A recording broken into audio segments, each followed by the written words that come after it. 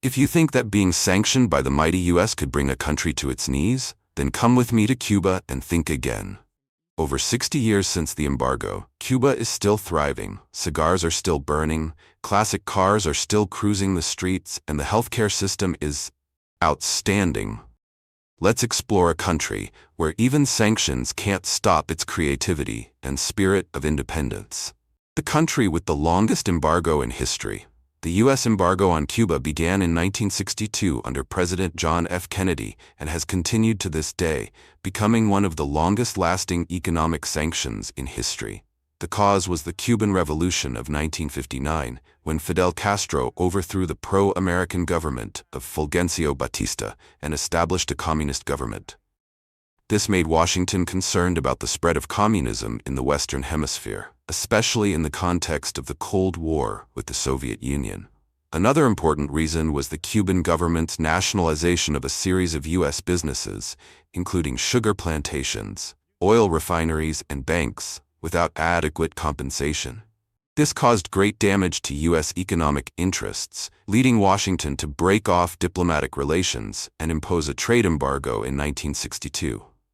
This measure was intended to isolate the Cuban government after the 1959 revolution, preventing trade, investment, and finance between the two countries. The embargo prevents Cuba from importing goods from the United States, especially medical equipment, technological components, automobiles, and food. In turn, the U.S. also prohibits the import of famous Cuban products such as cigars and rum. In addition, U.S. banks are not allowed to do business with Cuba, making it difficult for the country to make international payments. The U.S. also imposes sanctions on foreign companies that have economic relations with Cuba, which has greatly reduced foreign investment in the country. Despite the difficulties, Cuba has maintained its economy by cooperating with countries such as China, Russia, and Venezuela, while developing its healthcare, education, and tourism sectors. Historically, President Barack Obama eased the embargo in 2015, but under Donald Trump, the sanctions were tightened. Currently, despite many calls to lift the embargo, it remains a major obstacle to Cuba's economic development.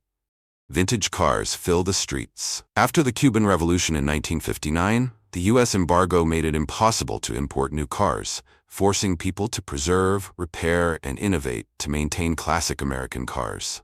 Without spare parts, they skillfully hand-made components, even replacing gasoline engines with diesel or marine engines to save fuel. On the palm-lined streets of Havana, you will encounter all kinds of legendary cars such as the Chevrolet Bel Air, Ford Fairlane, Buick Roadmaster, or Cadillac Series 62, all covered in brilliant and shiny paint, as a testament to the durability of time. Today, classic cars are not only a source of pride, but also a valuable source of income for the people. They are used as tourist taxis, taking visitors around the city for 30 to 50 hours, contributing significantly to the tourism economy.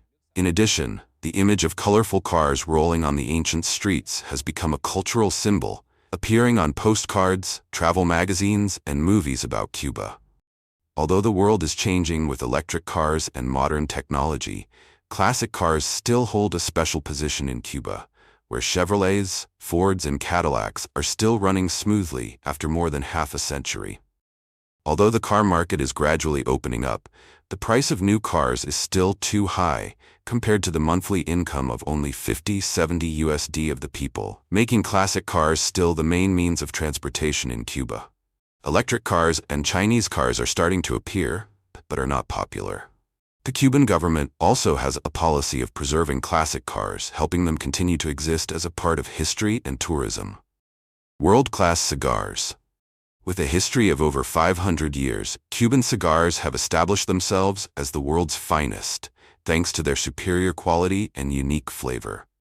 Famous tobacco-growing regions like Vuelta Abajo in Pinar del Rio boast ideal soil conditions, producing tobacco leaves with rich and refined flavors.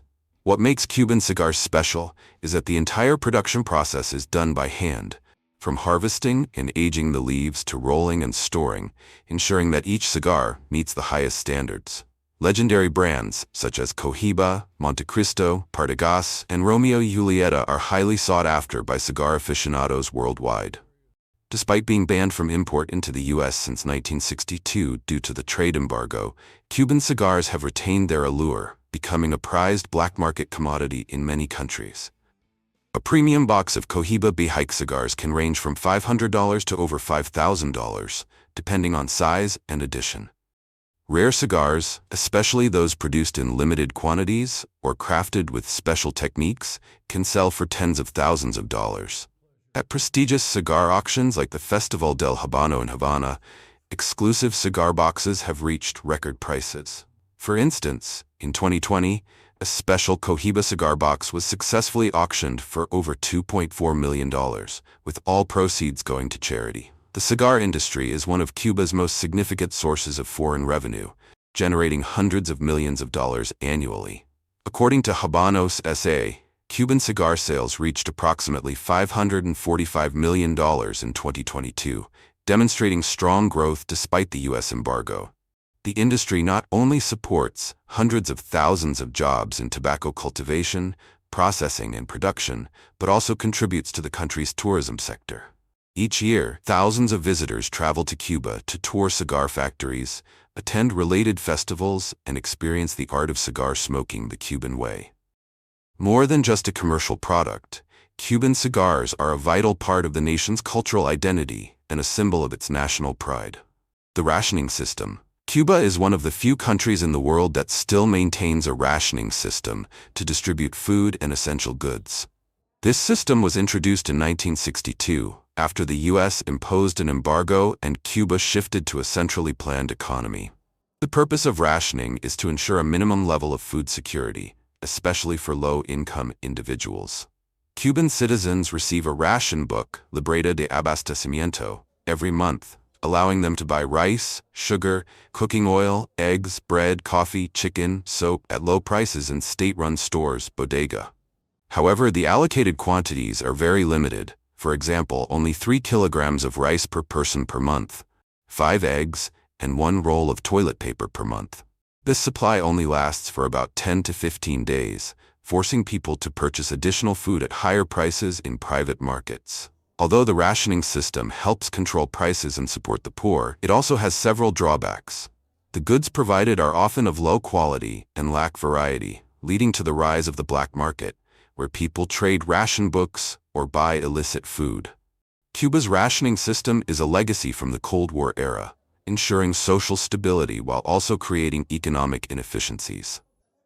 In the future, Cuba may gradually phase out this system, but this will depend on the country's ability to improve its economy and domestic food supply. Top-tier healthcare system. Despite being a developing country and having been under economic sanctions for decades, Cuba has one of the best health systems in the world and was recognized by the WHO as the first country in the world to successfully prevent the risk of mother-to-child transmission of syphilis and HIV. The free and universal healthcare policy allows all Cubans to access healthcare services, from medical examinations, surgeries to cancer treatment, at no cost. The government also focuses on the community clinic system, ensuring that everyone receives care at the front line. The Cuban health system is unique in that it focuses on prevention rather than treatment. Doctors regularly visit homes for regular health checkups, helping to detect diseases early, reducing the burden on hospitals and prolonging people's lives. With a ratio of 9 doctors per 1,000 people, Cuba has the highest number of doctors per capita in the world. Medical students are trained for free, but must serve in poor areas after graduation. In addition to serving the country, Cuba also exports doctors to more than 60 countries, bringing in billions of dollars each year. In addition, medical tourism has played an important role in the Cuban economy for many years. The event of former Argentine soccer star Diego Maradona coming to Cuba for drug rehabilitation in 2000 attracted the attention of the international media. Since then, the number of foreign tourists coming to Cuba for medical treatment has increased. Literacy rate, 100%. Cuba is one of the countries with the highest literacy rate in the world, nearly 100%, thanks to its free education system and strong literacy campaigns following the 1959 revolution. The entire education system in Cuba, from primary school to university, is free of charge. Notably, Cuba has several prestigious universities in the medical field, and the country has also exported its literacy programs to other nations, including Venezuela, Bolivia, and some African countries. However, Cuba's education system also faces significant challenges. Due to economic sanctions, many schools lack books, modern equipment, and learning materials. Additionally, the curriculum is highly political, and despite receiving comprehensive training, many graduates struggle to find well-paying jobs within the country, forcing them to seek better opportunities abroad. Despite these difficulties, Cuba remains one of the world's most successful nations in achieving universal education, significantly improving literacy levels, and laying a strong foundation for social development. Internet is a luxury. Cuba is one of the countries with the latest and most tightly controlled internet in the world. Until 2008, citizens were not even allowed to own personal computers. While internet access has become more common, high costs, slow speeds, and strict government censorship remain major obstacles. Before 2013, public internet access was nearly non-existent, limited to local networks in universities and government institutions. By 2015, public Wi-Fi hotspots became more widespread, followed by 4G in 2019. However, the internet in Cuba still faces significant restrictions in both speed and affordability. Public Wi-Fi is the most common access method, available in parks, squares, and hotels, but users must purchase e-Texa internet cards at around $1 per hour. Mobile internet remains expensive, with a 4 GB data package costing $30, while the average salary is only about $40 per month. Home internet is extremely rare, mostly reserved for government officials, journalists, and foreign businesses. The Cuban government enforces strict internet censorship, blocking many opposition news sites, human rights organizations, and limiting access to social media platforms like Facebook, WhatsApp, and YouTube during politically sensitive events. Authorities can monitor online activity and deliberately slow down internet speeds during protests or unrest.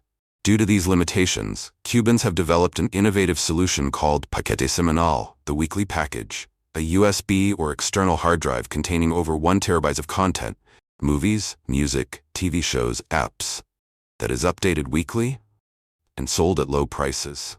This allows people to access international content without needing an internet connection.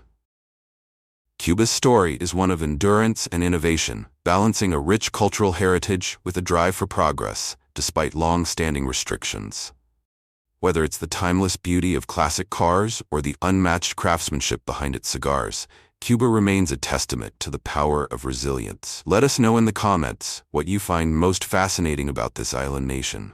Don't forget to like, subscribe, and ring the bell for more insightful videos like this one.